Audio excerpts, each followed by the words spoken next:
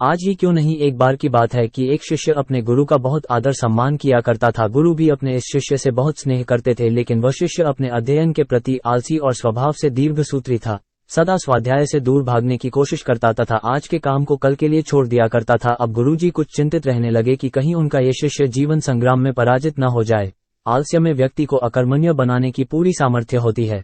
ऐसा व्यक्ति बिना परिश्रम के ही फलोपभोग की कामना करता है। वह शीघ्र निर्णय नहीं ले सकता और यदि ले भी लेता है तो उसे कार्यान्वित नहीं कर पाता। यहाँ तक कि अपने पर्यावरण के प्रति भी सजग नहीं रहता है और न भाग्य द्वारा प्रदत्त सुअवसरों का लाभ उठाने की कला में ही प्रवीण हो पाता है। उन्होंने मन ही मन अपने शिष्य के कल्याण के लिए एक योजना बना ली।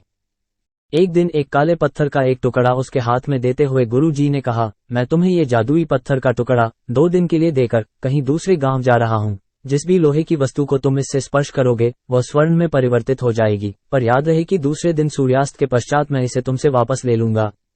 शिष्य इस सुअवसर को पाकर बड़ा प्रसन्न हुआ, लेकिन आलसी होने के कारण उसने अपना पहला दिन ये कल्पना करते करते बिता दिया कि जब उसके पास बहुत सारा स्वर्ण होगा तब वह कितना प्रसन्न, सुखी, समृद्ध और संतुष्ट रहेगा। इतने नौकर चाकर होंगे कि उसे पानी पीने के लिए भी नहीं उठाना पड़ेगा। फिर दूसरे दिन जब वह प्रातःकाल जागा, उसे अच्छी तरह से स्मरण था कि आज स्वर्ण पाने का दूसरा और अंतिम दिन है। उसने मन में पक्का विचार किया कि आज वह गुरुजी द्वारा दिए गए काले पत्थर का लाभ जरूर उठाएगा। उसने निश्चय किया कि वो बाजार से लोहे के बड़े बड़े सामान खरीद कर लाएगा और उन्हें स्वर्ण में परिवर्तित कर देगा। दिन बीतता गया, पर वह इसी सोच में बैठा रहा कि अभी तो बहुत समय है, कभी भी बाजार जाकर सामान लेता आएगा।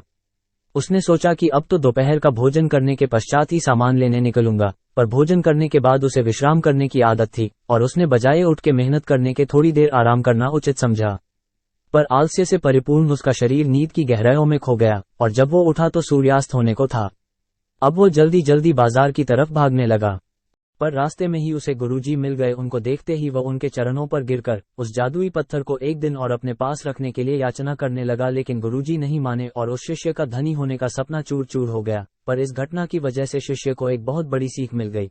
उसे अपने आलस्य पर पछतावा होने लगा। वह समझ गया कि आलस्य उसके जीवन के लिए एक अभिशाप है और उसने प्रण किया कि अब वो कभी भी काम से जी नहीं चुराएगा और एक कर्मठ, सजग और सक्रिय व्यक्ति बनकर दिखाएगा। मित्रों, जीवन में हर किसी को एक से बढ़कर एक अवसर मिलते हैं, पर कई लोग इन्हें बस अपने आलस्य के कारण गंवा देते हैं। इसलिए मैं यही कहना चाहती हूँ कि यदि आप सफल, सुखी, भाग्यशाली, धनी अथवा महान बनना चाहते हैं तो आलस्य और दीर्घसूत्रता को त्याग कर अपने अंदर विवेक, कष्टसाध्य श्रम और सतत जागरूकता जैसे गुणों को विकसित कीजिए। और जब कभी आपके मन में किसी आवश्यक काम को टालने का विचार आए तो स्वयं से एक प्रश्न कीजिए, आज ही क्यों नहीं? YouTube channel Jack of all trades. Subscribe the channel, like, comment and share this video.